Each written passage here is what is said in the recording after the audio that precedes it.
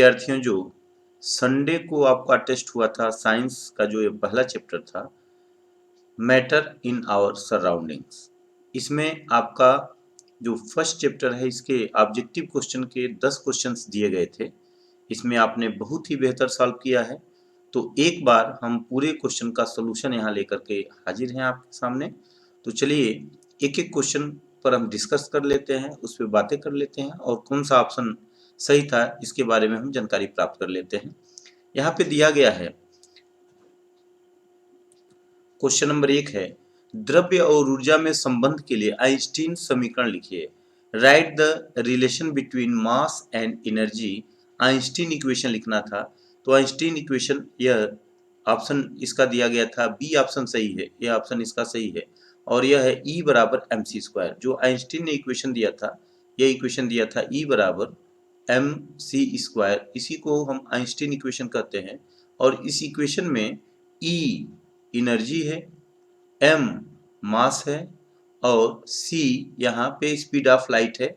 Speed of light की value जो होती है c इज इक्वल टू लिखते हैं 3 × 10⁻⁴ यहाँ पे 8 मीटर पर सेकेंड, यह स्पीड ऑफ लाइट होता है। तो इसमें ऑप्शन आपने बी लगाया है। कभी भी पूछा जाए कि आइंस्टीन इक्वेशन क्या होता है तो आप E बराबर mc² पर टिक करेंगे, यह ऑप्शन सही है। यह क्वेश्चन नंबर 2 है, निम्नलिखित में द्रव्य नहीं है, which is not a matter in the following। इसमें कौन सा द्रव्य नहीं है इसके बारे में भी आपको बताया गया। लकड़ी जो स्थान घेरता है, जिसमें भार होता है और जिसका अनुभव हम अपने ज्ञान इंद्रियों द्वारा कर सकते हैं, वह द्रव्य कहलाता है। तो इसमें यह ऑप्शन पर टिक करना था आपको।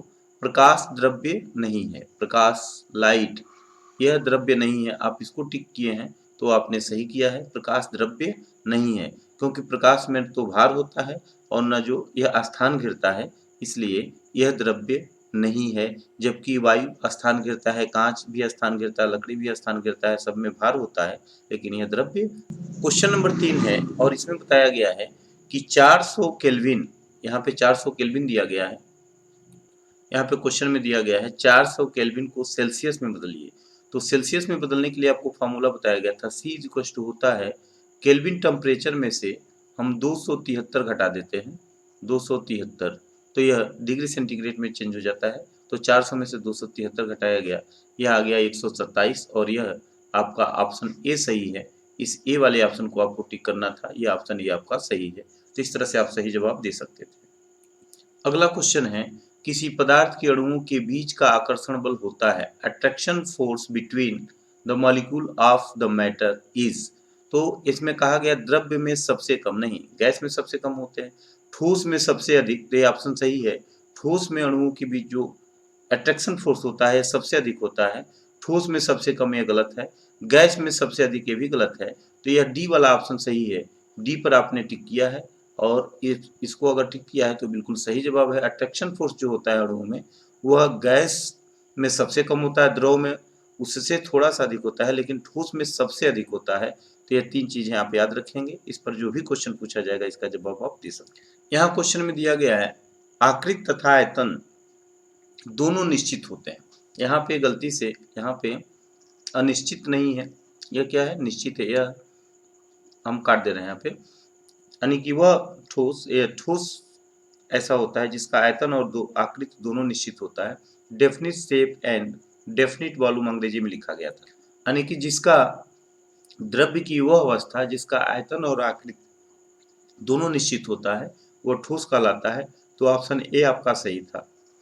यह जवाब आपने लिखा है तो यह आपका सही जवाब है। अगला पॉइंट है, जल का क्वथनांक होता है, boiling point of the water is. जल का क्वथनांक क्या होता है, बताया गया है कि जिस ताप पर जल तेजी से वाष्प में बदलने लगता है, तो ये ऑप्शन सही है। 100 डिग्री सेंटीग्रेड जल का क्वथनांक होता है, आप इस पर टिक किए हैं तो आपका आंसर सही है। अगला क्वेश्चन है कि 25 डिग्री सेंटीग्रेड को केल्विन में बदलने के लिए, आप यहाँ पे ऑप्शन दिए गए हैं, 25 डिग्री सेंटीग्रेड है, 25 डिग्री सेंटीग्रेड को केल्विन में बदलने के लिए इसमें 273 जोड़ देते हैं, तो यहाँ पे आंसर आ जाएगा इसका, यह 5 और 2 मिलके हो गया 7, 7 और 2 मिलके हो गया 9 और यहाँ हो गया 2 केल्विन। यह आपका आंसर आएगा, क्योंकि केल्विन में बदलने के लिए हम सेल्सियस पैमाने में 200 273 ऐड कर देते हैं, 273, तो ये केल्विन टेम्परेचर में बदल जाता है। और इस तरह से आपका आंसर यह 298 यह सही है। यह आपका ऑप्शन जो डी है, यह डी वाला ऑप्शन सही है, यह सही है। अगर इस पर आपने टिक किया है तो यह बिल्कुल सही है और इस तरह से इसको कैलकुलेट किया गया। अगला क्वेश्चन है कि घनत्व का मात्रक होता है, घनत्व यानी कि डेंसिटी क्या होता है, तो डेंसिटी डी बराबर हम लिखते हैं मास अपॉन वॉल्यूम। वॉल्यूम के लिए भी लिख दे रहे हैं यहाँ पे, तो मास की यूनिट हो जाएगी केजी, केजी यहाँ पे लिख दे रहे हैं केजी, और नीचे वॉल्यूम की यूनिट होती है मीटर क्यूब। तो इसका मतलब हो गया केजी पर मीटर क्यूब। यह जो ऑप्शन है यह सही होगा और इसमें आप देख पा रहे हैं ये ऑप्शन डी सही है। अगर डी पर आपने टिक किया है तो ये बिल्कुल सही जवाब है। और जब भी घनत्व का मात्रक पूछा जाए, ऐसा ही मात्रक पूछा जाए, तो यह केजी मीटर पर क्यूब आप लिखेंगे यहाँ पे, केजी मीटर पर क्यूब, यह इसका ऑप्शन सही है, डी वाला ऑप्शन सही है। अब यहाँ दिया गया है कि निम्नलिखित में से कौन सा पदार्थ बिना पिघले वाष्प बन जाता है, गैस में परिवर्तित हो जाता है, which of the following sublimate substance. तो इसमें आपको जो ऑप्शन दिया गया है, नमक दिया गया है, चीनी दिया गया है, कपूर दिया गया है और पारा दिया गया है। आपको यह बताया जा चुका है कि कपूर ऐसा पदार्थ है जो बिना द्रव में बदले और इसको गर्म करते हैं तो सीधे ठोस से गैस में बदल जाता है, तो इसलिए यह ऑप्शन सही है, कपूर इसका ऑप्शन होगा, क्योंकि कपूर एक ऐसा पदार्थ है जो बिना पिघले गर्म करने पर सीधे ठोस में परिवर्तित हो जाता है। ये आपने अगर ऑप्शन टिक किया है तो बिल्कुल सही जवाब आपका। क्वेश्चन नंबर 10 और लास्ट है, द्रव्यमान और भार में संबंध होता है, relation between weight and mass. तो हम जानते हैं कि भार बराबर होता है, भार को हम W से डिनोट करते हैं, W बराबर mass into g, acceleration due to gravity, गुरुत्वीय त्वरण का मान जी से हम डिनोट किए हैं, यहाँ पे गुरुत्वीय त्वरण है, W भार है और m मास यानी कि द्रव्यमान है और g acceleration due to gravity यानी कि गुरुत्वीय त्वरण है। और इसके लिए जो ये फार्मूला है W बराबर mg, तो W बराबर mg यहाँ पे यह डी ऑप्शन सही है। अगर इस पर आपने टिक किया है, इस गोले को आपने टिक किया है तो बिल्कुल सही आपका जवाब है। तो इस प्रकार से 10 क्वेश्चन के जवाब हमने दिया है और मात्र 7 सेकंड में सारे जवाब आपको दिए गए हैं। तो आप भी इसको जल्दी से जल्दी करने का प्रयास करेंगे और बाकी क्वेश्चंस की भी तैयारी करेंगे। All the best. हम आशा करते हैं कि आप इस वीडियो को अधिक से अधिक लाइक करेंगे, शेयर करेंगे, सब्सक्राइब करेंगे। अगर अभी तक इस चैनल को सब्सक्राइब नहीं किया है तो आप इस चैनल को सब्सक्राइब कर लीजिए। पूरा वीडियो देखने के लिए बहुत बहुत धन्यवाद। जय हिंद,